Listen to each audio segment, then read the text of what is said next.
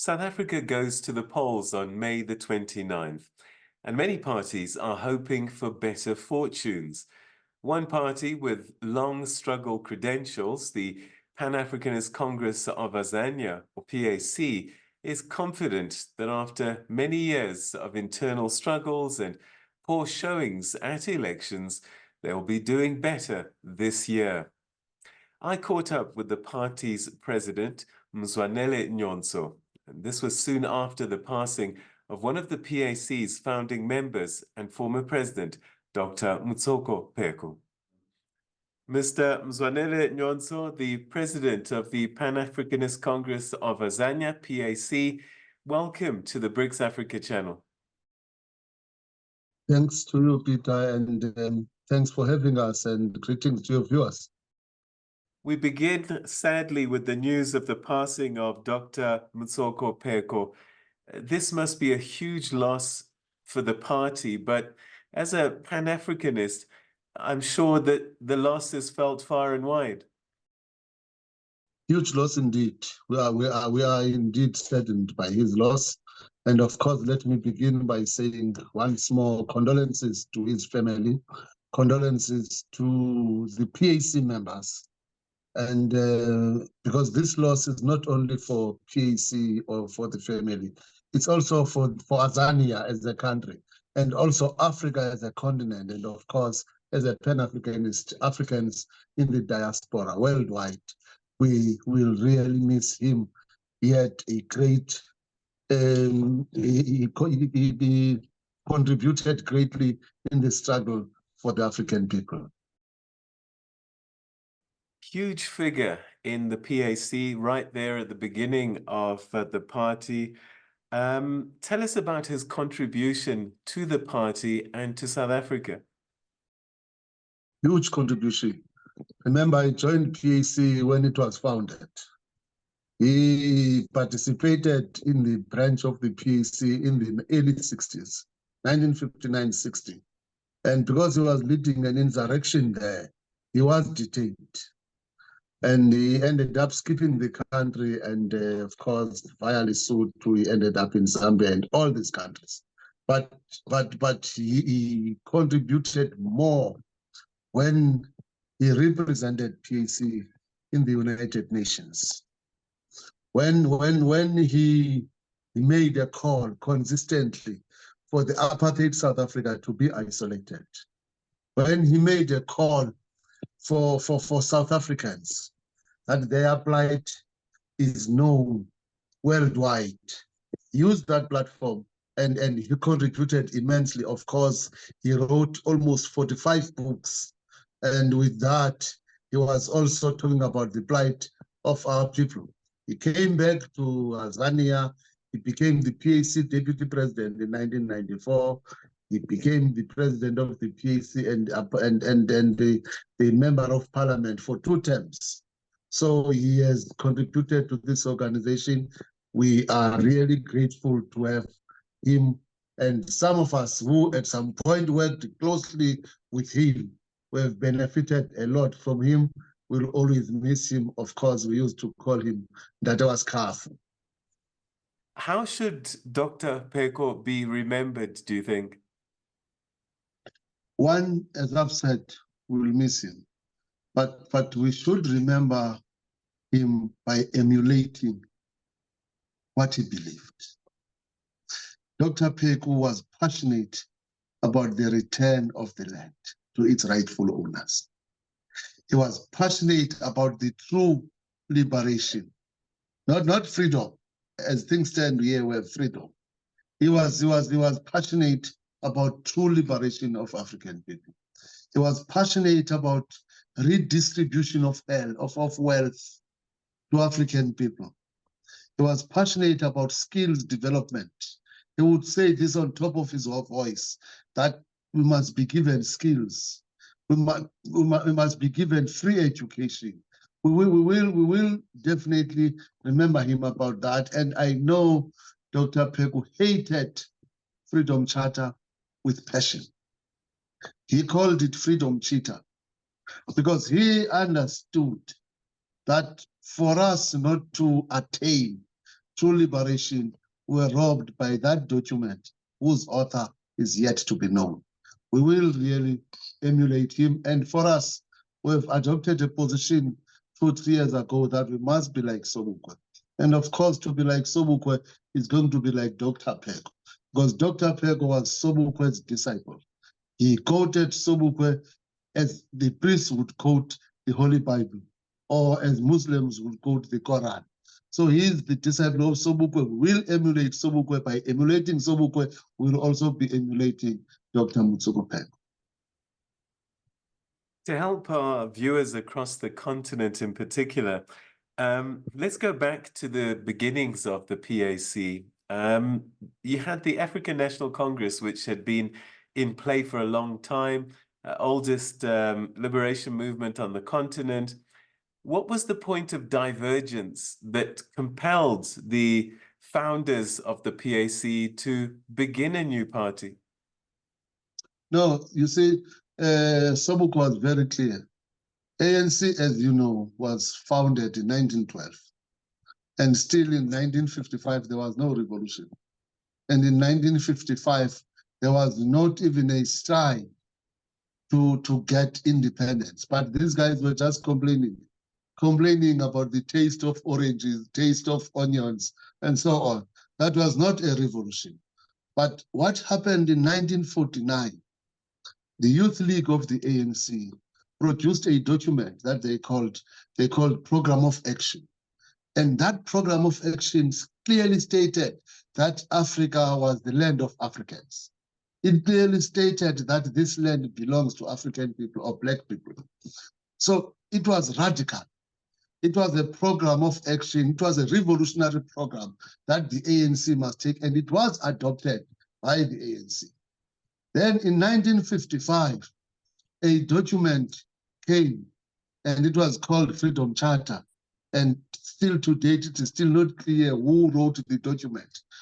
But it came to the meeting, and in that conference of the Cape Town in 1955, and ANC adopted the document, and PAC had, Sobukwe and others had problems with that document. They were not PAC at the time, but they were Africanists within the ANC. Now, the first thing they had a problem with that document said, the land belongs to all who live in it. And they questioned it. What kind of country is that? I mean, where on earth can we say the land belongs to all who live in it? Can I go to Germany and claim land there and say this land also belongs to me? Can I go to America and say this land belongs to me? No, they'll take me to jail. Can I go to China and do the same thing? No, I can't.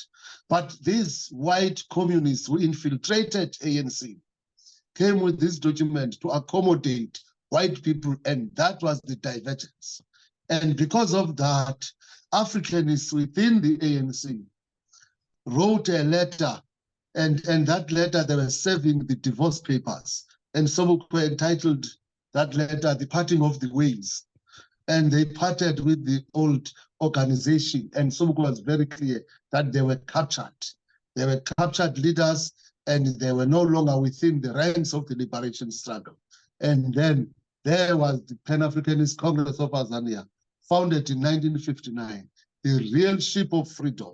And immediately within 9 months of its formation, PAC launched the anti-pass campaign, which resulted to the killing of people, to Sharpeville massacre and Langa massacre. And from there, it was just, PAC was just cruising, PAC was banned, but PAC launched the armed struggle. We were the first ones to launch the armed struggle, Pheko, and others followed.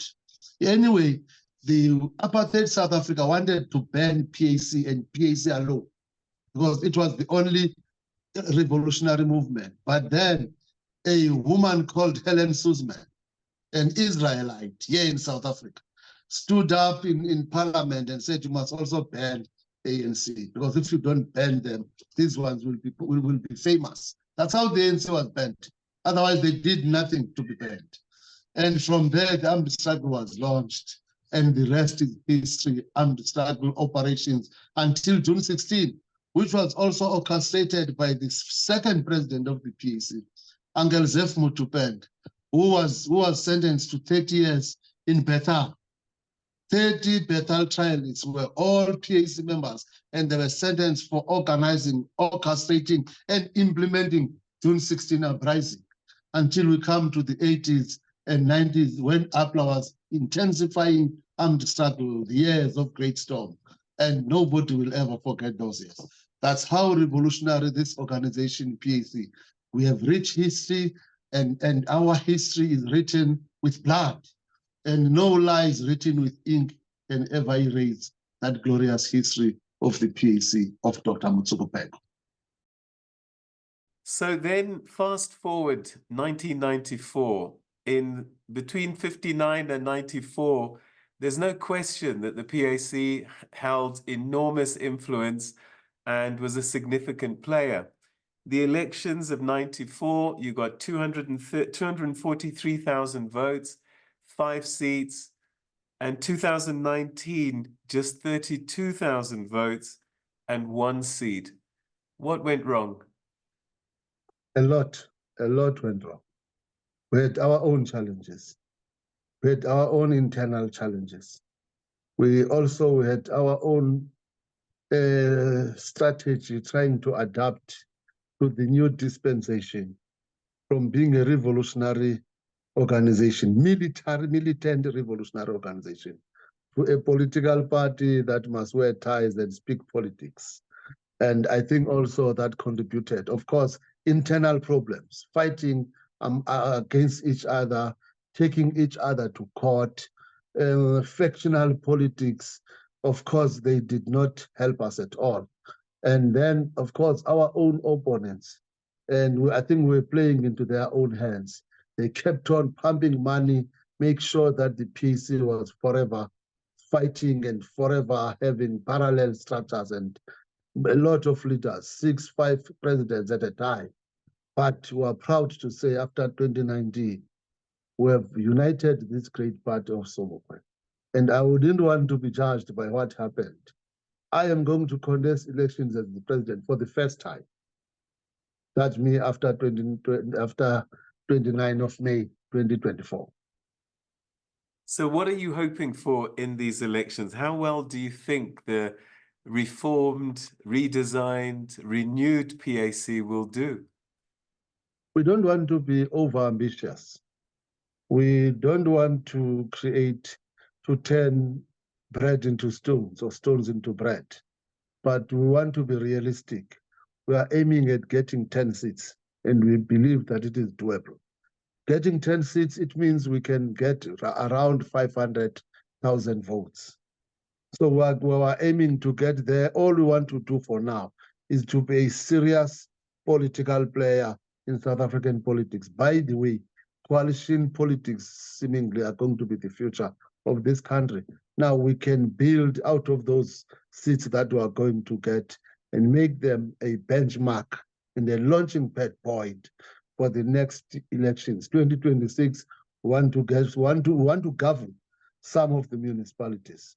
But in 2029, that's where we must do real damage. What does the PAC stand for in 2024? You've been talking about land. What is the story in 2024? What are you promising the voters if they put their faith and trust in you? Firstly, we begin with land. Even our own theme is our land, our legacy. We are consistent. We can't deviate on that one. This is our land. We are promising them their land, the God-given gift. But of course, we want to give our people clean governance. We want to give our people a corrupt-free government. We want to make sure that we are giving our people employment, jobs. We want to make sure that our people are getting transparency from the government. We want to cut on waste that is always happening in this country. For example, we want to cut down the size of the cabinet. We can't have such a bloated cabinet with useless people who don't even have a clue of what is happening around them. Also, we must do away with what we call deputy ministers. They are very useless. We don't want, there must not be a single deputy minister.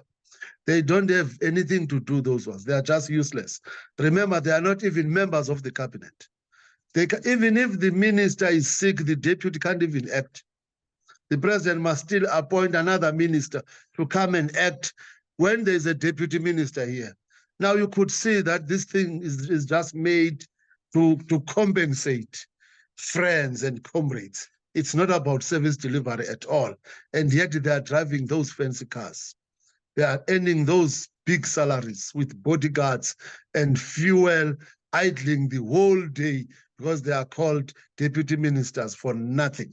We must also abolish provinces because these provincial governments are useless. In fact, if we don't promise this thing, it's going to be a federal state, South Africa.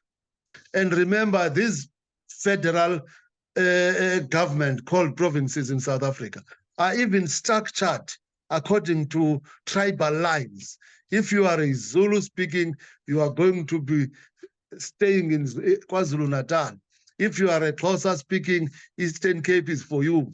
If you are speaking Sotho, Gauteng is your home. If you are speaking Sepedi and Venda, Limpopo is your home. If you are speaking Afrikaans, Cape Town is your home. That means we are divided along tribal lines. This is tribalism in the true sense of the word. Also, it also means we have 10 ministers of finance in South Africa. It simply means we have 10 ministers of health. We have 10 ministers of education and so on. The list is endless. All of them are very useless. So we can use that money to produce jobs and create jobs. We can use that money to have factories and revive industries so that people can get jobs. We can use that money to give our people, our children, free education. We can use that money for high quality health care. That is what PAC is promising. President of the Pan-Africanist Congress of Azania, PAC, Mr. Mzwanele Nyhontso, it's been a pleasure talking to you. We wish you the best in the upcoming elections. Thank you very much, Peter. Thank you very much. Asante sana.